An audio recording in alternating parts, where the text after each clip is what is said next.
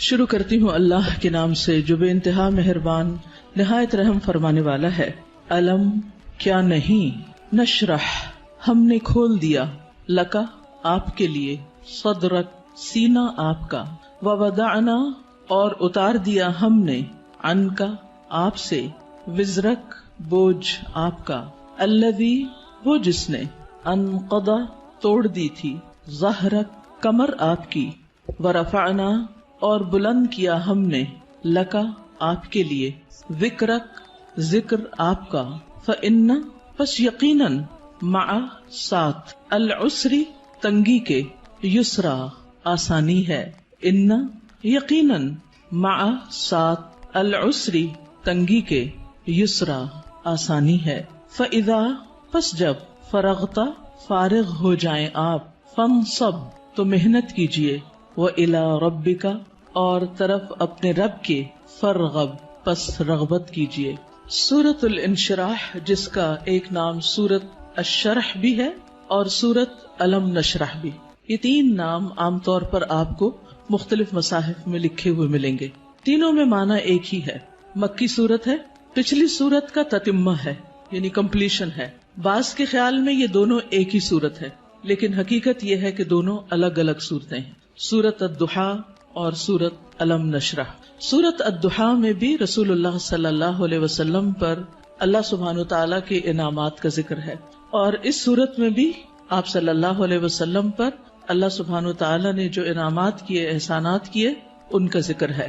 سورۃ الضحیٰ میں حسی انعامات، ظاہری انعامات، نظر آنے والی چیزیں، ان کا ذکر ہے، اور سورۃ الشرح میں معنوی یا نظر نہ آنے والے لیکن حقیقت میں جو اللہ سبحانہ تعالیٰ کے انعامات ہیں جن کا ذکر آگے آئے گا آج، ان کا ذکر ہے۔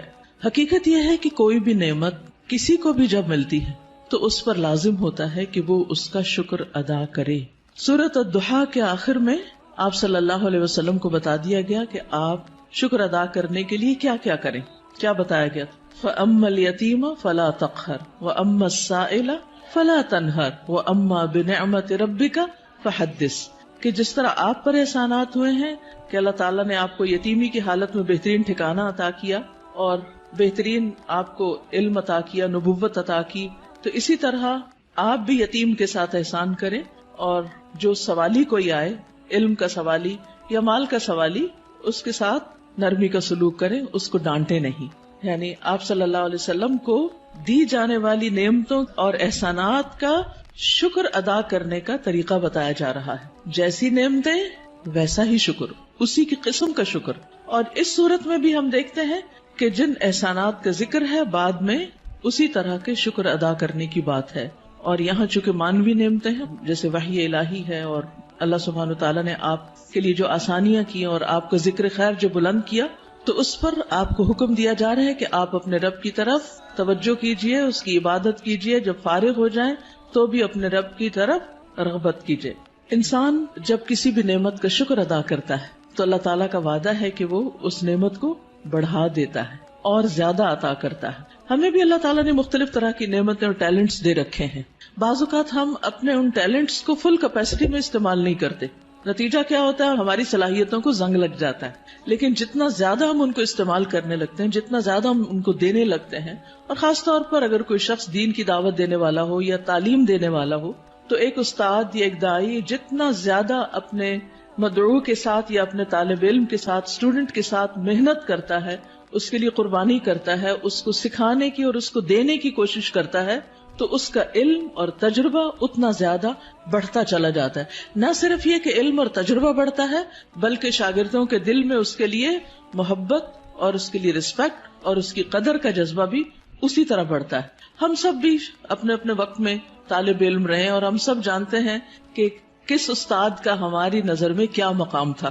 آج تک ہمیں یاد ہے۔ تو اسی طرح ہمارے شاگردوں کی نظر میں بھی ہر استاد کا اپنا اپنا ایک مقام ہے، اور کس کا مقام اور درجہ اور عزت اور محبت اور قدر زیادہ ہوتی ہے؟ جو اپنے شاگردوں کے لیے جتنا زیادہ مخلص ہوتا ہے، وہ علم دینے کے کام کو یا نبوت کا کام کو پیشہ نہیں ہوتا۔ یہ ایک اللہ سبحانہ تعالیٰ کی نعمت کا، اللہ تعالیٰ کے اس احسان کا کہ اس نے ہمیں یہ سب کچھ عطا کیا، اس کا شکر ادا کرنا ہوتا ہے، اظہار نعمت کرنا ہوتا ہے، اس کو شیئر کرنا ہوتا ہے، دوسروں کے ساتھ بانٹنا ہوتا ہے. اور انسانوں کی تعلیم و تربیت اور انسانوں کو کچھ بنانا یہ دنیا کا سب سے بڑا کام ہے. کیونکہ مادی چیزیں، پتھر توڑ کے گھر بنانا، کوٹ کے بجری سڑکیں بنانا، یہ بھی ایک کام ہے جو نظر آنے والی چیزیں ہیں، لیکن وہ تو ہمارے لیے مسخر ہیں، مطیع ہیں، فرما بردار ہیں. ہم جہاں چاہیں ان کو لگا دیں، جس طرح چاہیں ان کو رکھ دیں. لیکن انسان اتنی آسانی سے بات سننے والے نہیں ہوتے. ان کو مولڈ کرنا اور ان کو گھڑنا اور ان کو کچھ بنانا اور ان کو سنوارنا اور ان کو نکھارنا جو نبی صلی اللہ علیہ وسلم کے فرائض منصبی میں سے تھا. اور یہی آپ کے بعد ہر استاد کی ذمہ داری ہے کہ وہ طالب علموں کو صرف انفارمیشن ٹرانسفر کرنے والا نہ ہو، بلکہ ان کے اندر کے پوٹینشل کو، ان کی صلاحیت کو، ان کے اندر پائی جانے والی مختلف جو قوتیں ہیں ان کو نکھارنے اور معاشرے کے لیے اور خود اس شخص کے لیے زیادہ سے زیادہ مفید بنانے والی. اور یہ کام والدین کے بعد استاد ہی کرتا ہے اور یہ اس کی بہت بڑی ذمہ داری ہوتی. تو اس پس منظر کو سامنے رکھتے ہوئے ہم اس صورت کا انشاءاللہ مطالعہ کریں گے کہ ہمیں کیا کرنا ہے. سوال یہ پیدا ہوتا ہے کہ کیا یہ احکامات جو اس صورت کے اندر آئے ہیں صرف نبی صلی اللہ علیہ وسلم کے لیے خاص ہیں یا اس کے بعد ان لوگوں کے لیے بھی جو آپ کے طریقے پر چلنے والے ہوں اور آپ ہی کے کام کو آگے لے کر بڑھنے والے ہوں. تو حقیقت یہ ہے کہ یہ سب کے لیے ہیں، آپ کے لیے خاص اور ہمارے لیے عمومی طور پر. تو آئیے دیکھتے ہیں سورت کو. اللہ سبحانہ وتعالیٰ فرماتے ہیں الم نشرح لک صدرک.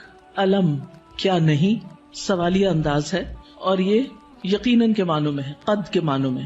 نشرح ہم نے کھول دیا.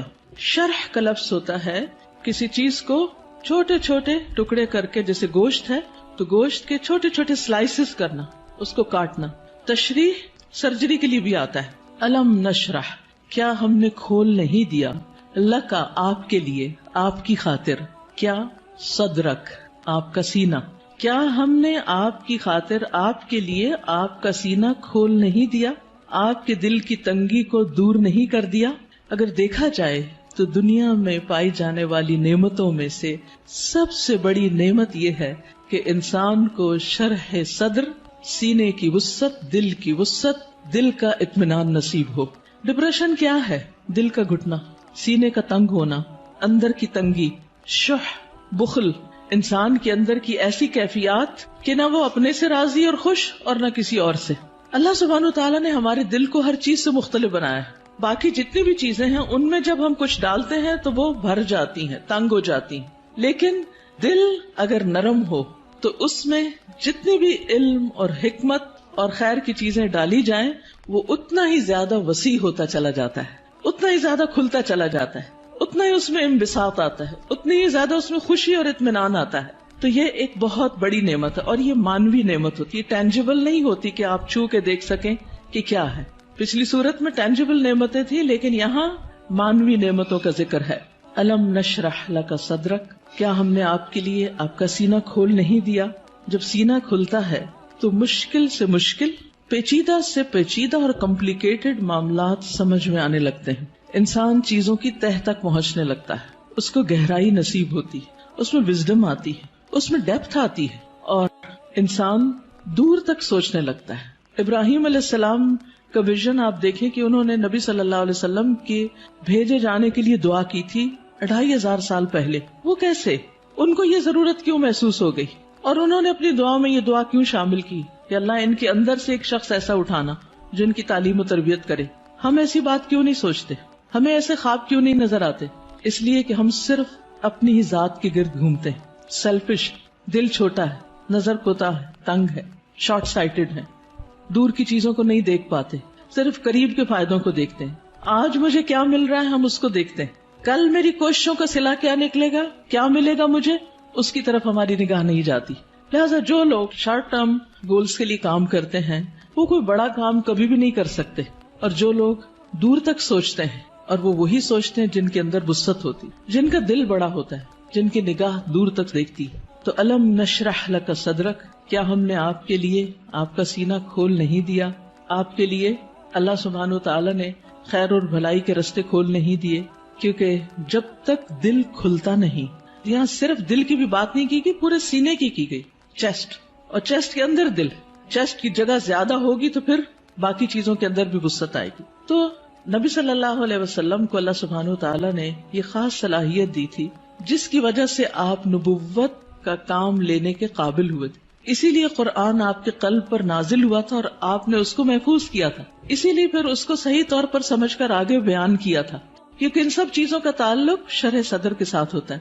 یہی وجہ ہے کہ ہم دیکھتے ہیں کہ موسیٰ علیہ السلام جب اللہ سبحانہ تعالیٰ نے ان سے بات کی، ہم کلام ہوئے اللہ تعالیٰ، اور ان کو اپنے کام کے لیے چن لیا، وَاصْطَنَعْتُكَ لِنَفْسِي، اور اللہ تعالیٰ نے ان کو اپنی رسالات سے نوازا، تو انہوں نے سب سے پہلی دعا کیا مانگی؟ رب اشرح لی صدری ویسر لی امری واحلل عقدۃ من لسانی یفقہوا قولی، کہ اللہ میرا سینہ کھول دے، یہ ساری بات مجھے بھی سمجھ آئے اور دوسروں کو بھی سمجھ آئے، اور میرا کام آسان کر دے، اور میری زبان کی گرہ کھول دے تاکہ لوگ بات سمجھ سکیں، اور مجھے میرے گھر والوں میں سے ایک مددگار میرے بھائی ہارون کو عطا کر. تو بہرحال اللہ سبحانہ وتعالی جس کے ساتھ بھلائی کا ارادہ کرتا ہے، من یرد اللہ بہ خیرا یفقہہ فی الدین، اور پھر افمن شرح اللہ صدرہ، کیا بھلا وہ جس کا سینہ اللہ نے کھول دیا، فہو علی نور من ربہ، اور وہ اپنے رب کی طرف سے ایک نور پر ہو. تو جس کا سینہ اللہ تعالیٰ کھول دے، اور خصوصاً جس کو اللہ ہدایت دینا چاہتا ہے، صحیح راستہ دکھانا چاہتا ہے، تو اس کے بارے میں کیا فرمایا؟ من یرد ان یہدیہ یشرح صدرہ للاسلام، جس کو اللہ ہدایت دینا چاہتا ہے اس کا سینہ اسلام کے لیے کھول دیتا ہے، اس کو وسعت عطا کر دیتا ہے، اس کے دل میں پھر اسلام کی محبت پیدا ہو جاتی، وہ اس کے لیے کچھ کرنا چاہتا ہے. اور ساری قربانیاں اس کے بعد ہی ہوتی ہیں جب انسان کا سینہ کھل جاتا ہے.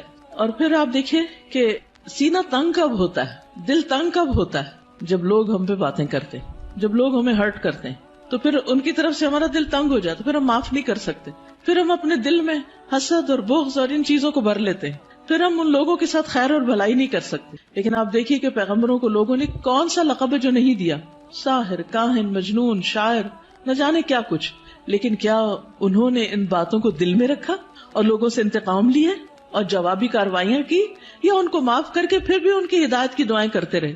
جنہوں نے پتھر مارے طائف کے سفر پر، آپ نے ان کے لیے کیا کیا؟ ان کے لیے بھی دعائیں کی.